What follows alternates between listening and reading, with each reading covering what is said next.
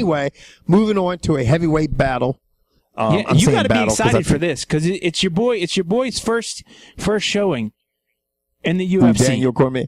You know what I am, man. I've been on, and I'm one of the people that saw a lot of potential in Daniel Cormier a long time ago, and George will tell you this. And I thought for, some people look at his stature and I think they think of that as a huge disadvantage. And you see his, he's a little chunky, he's short and, in height and stuff like that. But let me tell you something. Daniel Cormier is a phenomenal wrestler and has great ground game, and he's got great fucking hands. I mean, really, really good hands. And he's got a UFC veteran to test himself against. I mean, this, I would think, is by far his stiffest competition to date. It is definitely his stiffest competition because Frank Mir is pumped up on Viagra. I mean, what did you mean, George? Yeah, I mean, he's going to be coming to the ring hard and ready to fight. Exactly. There you go. Way to fix that. Anyway, Frank Mir is very well rounded as himself. He has good hands. He's got great jiu-jitsu. I mean, great jiu-jitsu.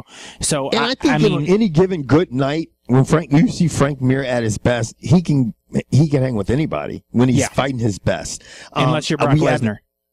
Unless you're Brock Lesnar. I don't think we've seen that.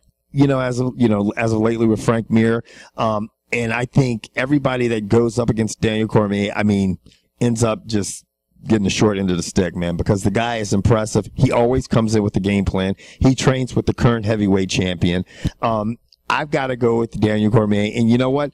I think that Frank Mir, if he can't take him down, I mean, he can take him down, but Cormier is so good on the ground and getting out of things and throwing you around on the ground because he's strong, much stronger than he appears. Well, if it ends up standing and Frank Mir has good hands, I think if he gets on the inside and Frank Mir, I see him knocking him out, man. Well, here's what I honestly could see happening.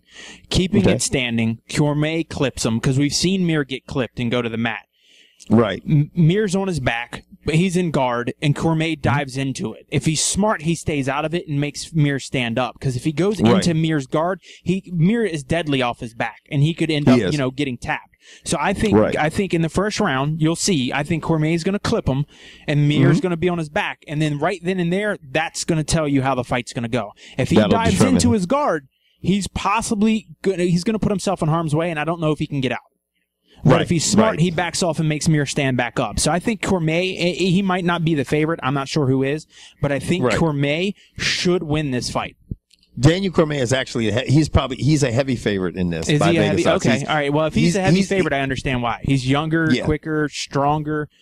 I think he is actually, of the 4 fights on the main card, he is, I think, probably the biggest favorite. Okay. Well, yeah, I think Cormier's going to win this. I don't think this fight will go the distance. Yeah, I don't think it will, too. There's too much. Both these guys have too much power. And let me say something. I'm taking nothing away from Frank Mir because if Cormier fucking slips up, Frank Mir will knock your ass out. Yeah, I mean, Frank Mir's got all the tools. I mean, he was the youngest heavyweight champion at one point in his career till he went and destroyed his leg on a motorcycle accident. Frank Mir's got all the tools. He's not a slouch. Cormier better take this fight seriously or he's going to end up fucking snoring.